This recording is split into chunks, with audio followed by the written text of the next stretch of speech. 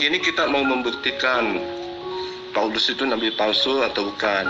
Akui dulu, benarkah Paulus itu mendapat penglihatan? Itu dulu, poinnya itu dulu.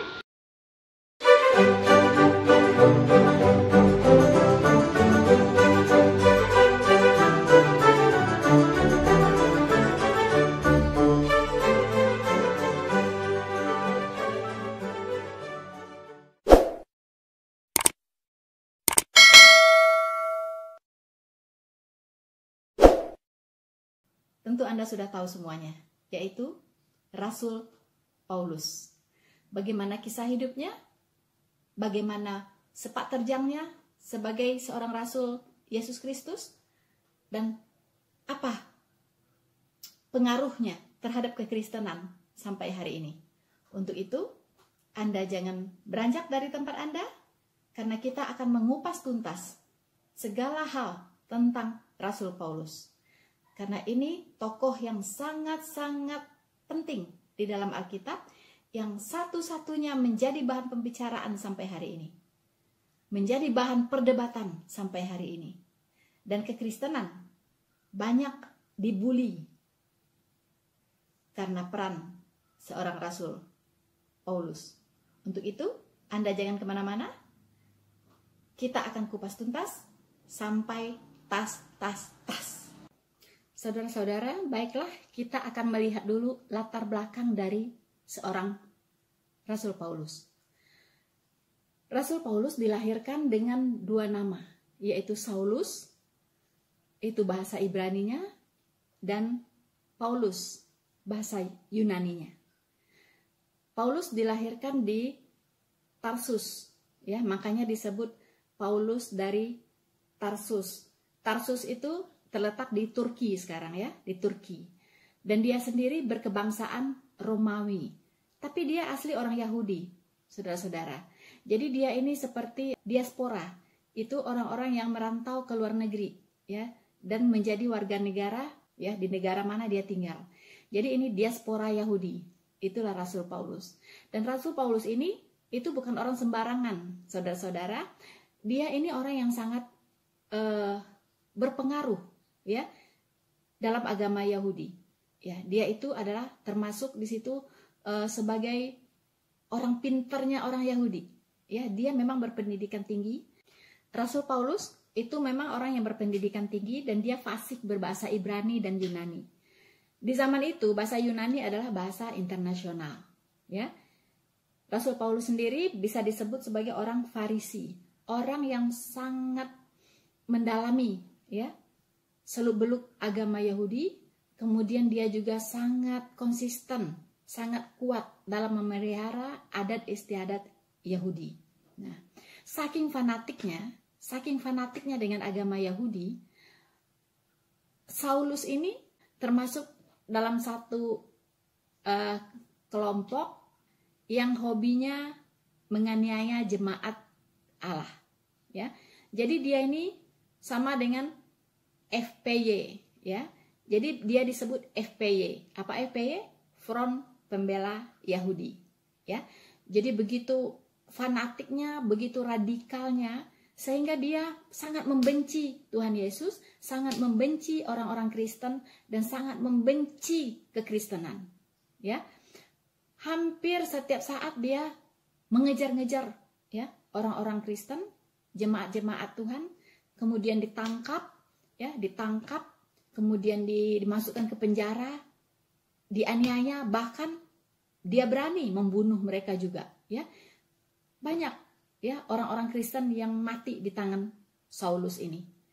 Nah, jadi apa menariknya dengan kisah Saulus?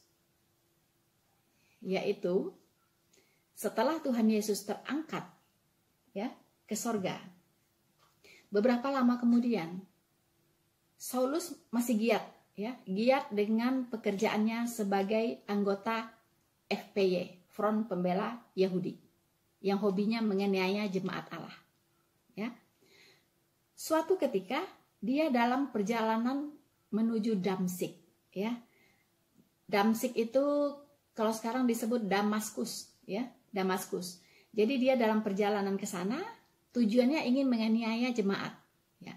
Dalam perjalanan, sudah hampir dekat ke Damaskus, dalam perjalanan Tuhan Yesus menampakkan diri kepada Paulus, yaitu dalam bentuk sinar, ya, sinar cahaya yang sangat terang mengelilingi Rasul Paulus, berputar-putar di tubuhnya Rasul Paulus, ya, bisa dibayangkan ya.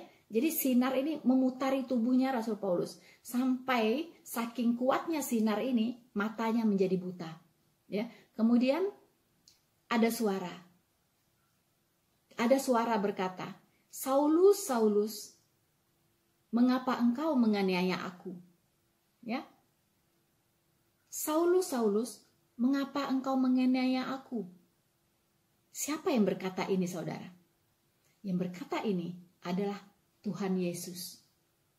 Mengapa disebut engkau menganiaya aku? Padahal Rasul Paulus tidak pernah loh menganiaya Tuhan Yesus. Tapi Tuhan Yesus berkata, mengapa engkau menganiaya aku? Karena aku di situ, itu yang dimaksudkan adalah jemaat Allah. Jemaat Kristus. Ya. Karena jemaat adalah tubuh Kristus. Jadi kalau menganiaya jemaat, sama dengan menganiaya tubuh Kristus. Ini harus dipahami, ya. Jadi kalau orang menganiaya jemaat Kristus, sama dengan dia menganiaya Yesus sendiri, menganiaya Tuhan Yesus sendiri. Itu harus dicamkan, ya. Jadi jangan coba-coba menganiaya jemaat Tuhan Yesus, karena jemaat adalah tubuh Kristus itu sendiri. Nah, kemudian Saulus berkata, sambil matanya terpejam, mungkin perih ya saudara-saudara ya dengan sinar tadi. Saulus berkata, "Siapakah engkau, Tuhan?" Dia berkata demikian, ya. "Siapakah engkau, Tuhan?" Ya. Dalam kondisi Rasul Paulus tergeletak di tanah. Dan dia bertanya tadi ya, "Siapakah engkau, Tuhan?" Maka suara itu menjawab, "Akulah Yesus yang engkau aniaya itu." Waduh, saudara, mungkin Rasul Paulus kaget ya, kaget, dan belum lagi matanya waktu itu menjadi buta karena sinar yang begitu menyilaukan itu ya. Maka pada saat itu Rasul Paulus bangkit dan diangkat, kemudian dituntun ya oleh teman seperjalanannya. Akhirnya mereka sampai di Damsyik. Nah, setelah Rasul Paulus sampai di Damsyik, ya, kemudian ada seorang murid yang bernama Ananias.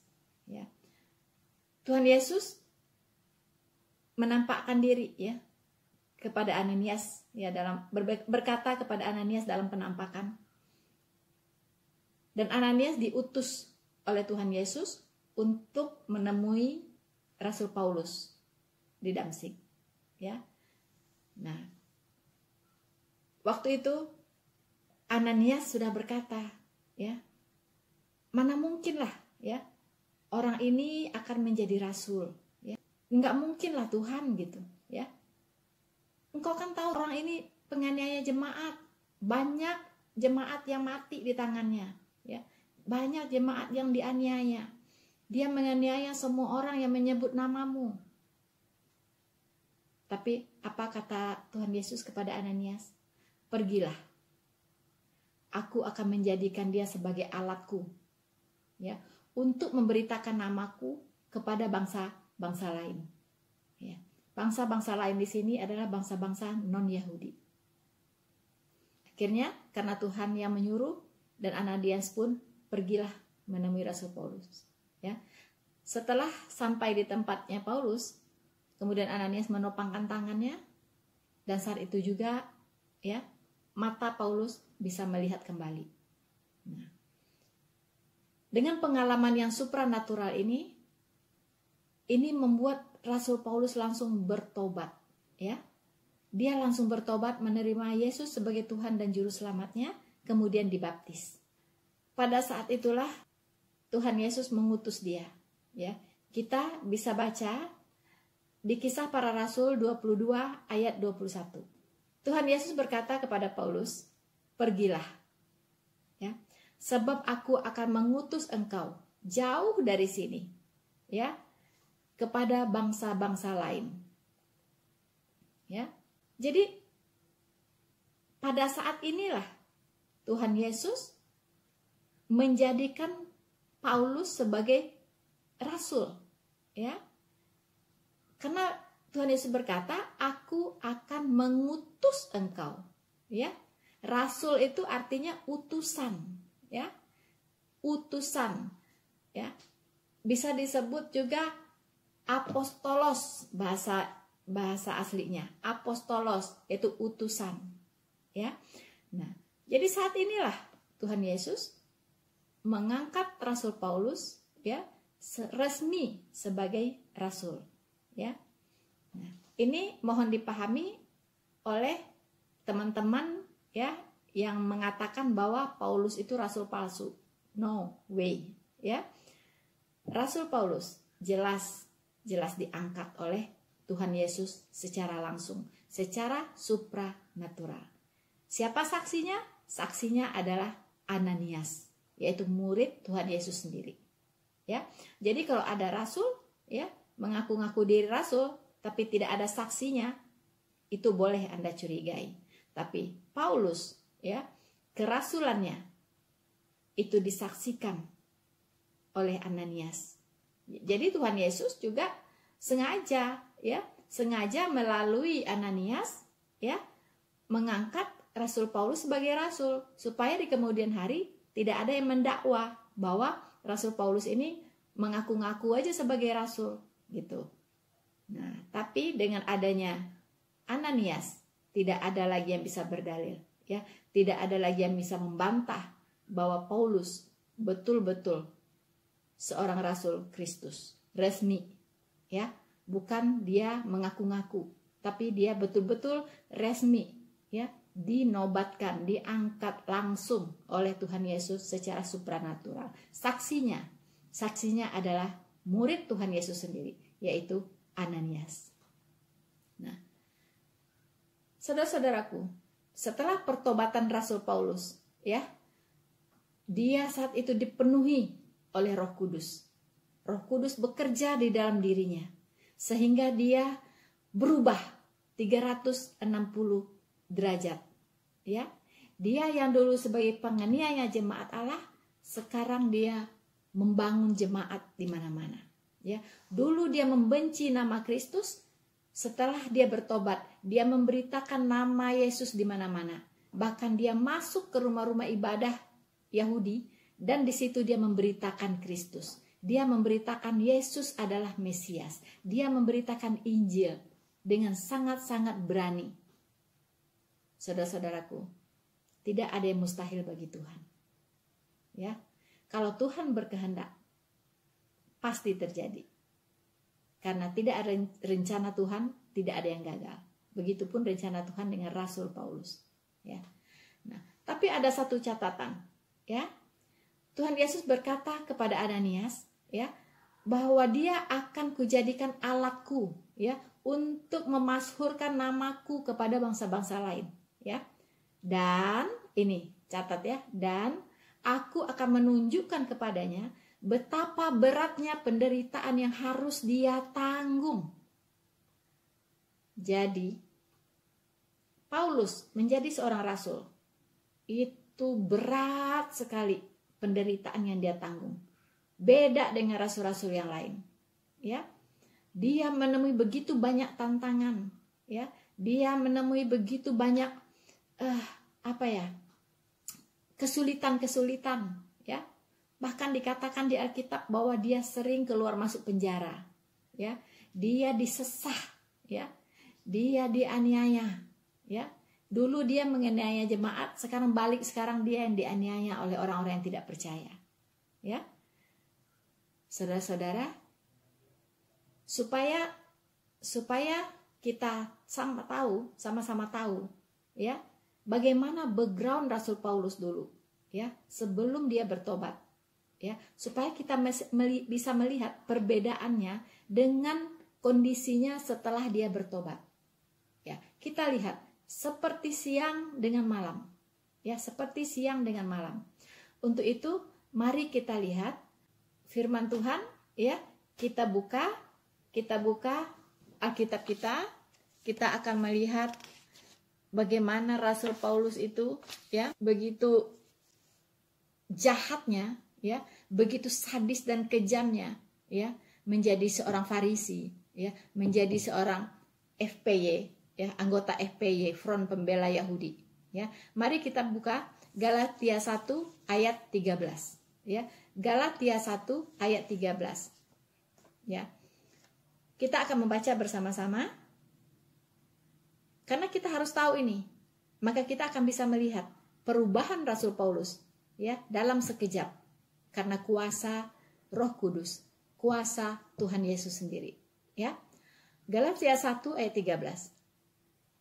Sebab kamu telah mendengar tentang aku, ya, tentang hidupku dahulu dalam agama Yahudi, ya. Tanpa batas aku menganiaya jemaat Allah, ya. Jadi tanpa batas aku menganiaya jemaat Allah dan berusaha membinasakannya.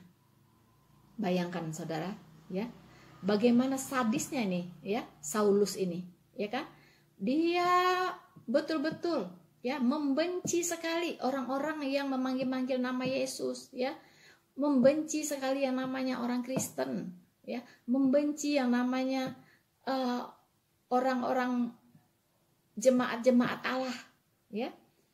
Jadi sebelum ada orang seperti hari ini menutup-nutup gereja, ya, mengintimidasi umat Kristen, orang-orang percaya, ya, mempersulit, ya, pendirian rumah-rumah ibadah, ini sudah dilakukan lebih duluan oleh Saulus, ya. Saulus itu pekerjaannya, ya, menganiaya jemaat. Bahkan, ya, kalau ada bom waktu itu mungkin dia sudah ledakan bom, ya, di tempat-tempat ibadah orang-orang Kristen, ya. Mungkin mereka sudah melakukan bom bunuh diri anggota FPY ini saat itu. Cuman bom waktu itu belum ada. Jadi main bunuh-bunuh aja, ditangkap, dijemplungin ke penjara, ya. Karena Saulus ini mendapat izin dari imam-imam Yahudi untuk menganiaya jemaat Allah. Jadi mereka ini sudah bekerja sama, gitu. Saulus untuk pergi menganiaya jemaat itu membawa surat izin loh, ya, surat izin dari imam-imam Yahudi, imam-imam kepala. Surat tugas, ya. Kalau sekarang disebut surat tugas. Jadi dia resmi, ya, pembunuh resmi, ya, legal, ya. Jadi penjahat legal, penganiaya jemaat yang legal, ya. Karena dia pegang surat tugas. Jadi dia mau ngapain juga boleh, karena dia pegang surat tugas, gitu. Luar biasa, ya. Kita lanjut. Kita buka Kisah Para Rasul 22 ayat 4, ya. Dan aku telah menganiaya pengikut-pengikut jalan Tuhan sampai mereka mati, ya. Jadi membunuh, dia tega-teganya membunuh jemaat, ya. Katanya laki-laki dan perempuan kutangkap, ya, dan kuserahkan ke penjara. Bayangkan jahatnya, minta ampun. Orang seperti ini Tuhan sanggup membalikkan hatinya seketika 360 derajat. Karena Tuhan punya kuasa. Kalau Tuhan berkehendak, tidak ada yang bisa menghalang-halanginya, ya. Itulah seorang Saulus, ya. Dan dengan cara yang supranatural dicegat oleh Tuhan Yesus dalam perjalanannya menuju Damsyik untuk pergi menganiaya jemaat. Dan dibalikkan hatinya dan dibuat bertobat. Dan dipakai secara luar biasa oleh Tuhan Yesus. Menjadi rasul yang sangat militan, rasul yang sangat berani, ya, yang berani menderita untuk Kristus, berani menderita untuk Injil. seperti siang dan malam dengan masa lalu dia. Bertolak belakang, begitu bertolak belakang dengan masa lalu dia sebelum dia bertobat. Setelah Rasul Paulus bertobat, dia langsung terjun ke dalam pelayanan. Dia memberanikan diri memberitakan Kristus kepada banyak orang. Bahkan dia masuk ke dalam rumah-rumah ibadat orang Yahudi. Ketika orang-orang Yahudi melihat Rasul Paulus seperti itu, jadi bingung saudara-saudara. Bukankah dia ini penganiaya jemaat? Kok sekarang malah mengajarkan kita tentang Yesus? Malah menyebut-nyebut nama Yesus. Bukankah dia ini anti orang Kristen, anti Yesus? Kok dia bisa sekarang memberitakan Yesus? Orang-orang Yahudi semua jadi bingung, saudara-saudara. Ya, jadi bingung. Dan mereka ingin membunuh Rasul Paulus.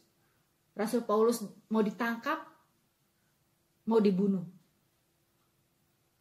Pada saat itu, Rasul Paulus menggabungkan diri dengan murid-murid yang lain. Ya, dengan murid-murid Tuhan Yesus yang lain. Tapi saat itu tidak semudah yang dia pikir, ya. Mengapa? Karena murid-murid Tuhan Yesus itu tahu siapa dia. Murid-murid Tuhan Yesus tahu percis siapa Saulus ini, ya. Dia itu orang yang sangat sadis, sangat kejam terhadap pengikut Kristus. Kok bisa-bisanya sekarang mau bergabung dengan kita? Itu memang sangat membingungkan mereka saat itu. Ya. Tapi bersyukur ada satu orang murid yang membela Paulus. Ya, dia ceritakanlah kepada murid-murid yang lain bagaimana kisahnya Paulus, kisah pertobatannya Paulus. Ketika dia mau pergi ke Damsyik, di tengah jalan dia dicegat, ya, oleh Tuhan Yesus. Ya, datang cahaya sinar dari langit, kemudian berputar-putar mengelilingi tubuh Saulus, kemudian dia terjatuh, kemudian ada suara Tuhan Yesus. Ya, Saulus, Saulus, mengapa engkau menganiaya aku?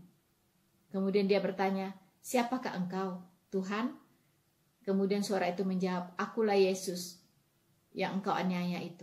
Ya, nah di situ matanya menjadi buta, ya, dan diceritakan bahwa dia matanya disembuhkan oleh Ananias, ya. Kemudian dia dibaptis, dia bertobat. Nah, mendengar cerita itulah murid-murid mulai membuka hati untuk menerima Rasul Paulus untuk bergabung dalam pelayanan dengan mereka. Ya, jadi saat itu murid-murid Tuhan Yesus masih banyak, ya, masih banyak gitu. Jadi kalau Rasul Paulus ini mengada-ngada, ya, berdusta, memberitakan ajaran yang bertentangan dengan ajarannya Tuhan Yesus, pasti sudah dibereskan dulu oleh murid-murid ini, ya kan?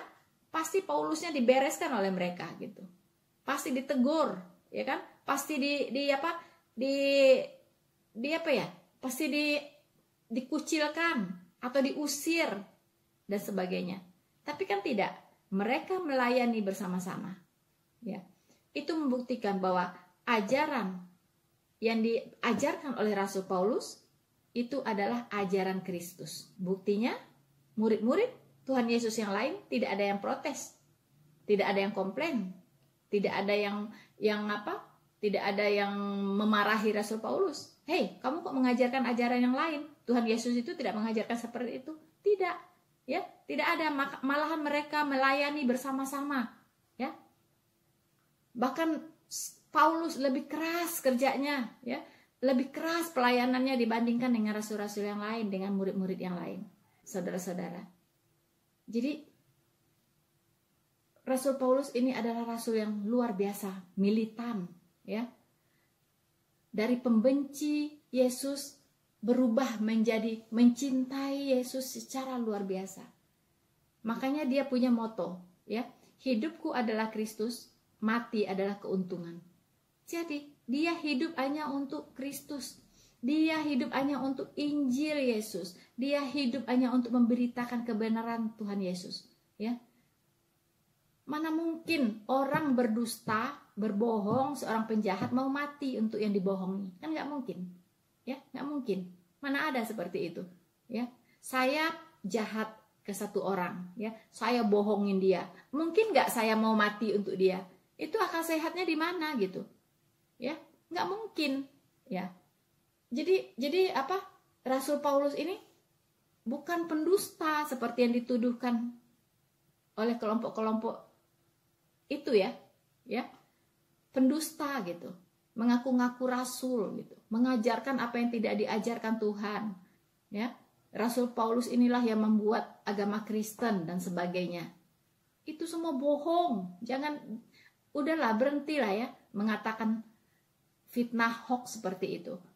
Rasul Paulus ini benar-benar dia itu menjalankan misi penginjilannya secara luar biasa. Ya, dia rela mati bagi Kristus, saudara-saudara. Ya, kalau dia misalnya menjahati Kristus, ya kan? Itu nggak mungkin dia rela mati untuk Kristus, ya kan? Logika sehatnya itu loh, nggak nyambung. Kalau dikatakan bahwa Paulus ini pendusta, melawan Kristus justru dengan pengajaran yang bertentangan dengan ajaran Yesus, nggak begitu, ya? Nggak ada logika sehatnya kalau seperti itu. Karena Rasul Paulus pun mengalami banyak penderitaan, banyak penganiayaan dalam dia memberitakan Injil, membangun jemaat di mana-mana, ya kan? Itu dia mengalami banyak kesulitan, keluar masuk penjara, disesah, dipukul, ya, sampai kapalnya mau tenggelam, dia terkapung-apung di lautan dan segalanya untuk melayani Tuhan. Mana mungkin dia itu seorang pendusta? Mana mungkin dia mau mati untuk yang didustai? Itu nggak ada logika sehat sama sekali.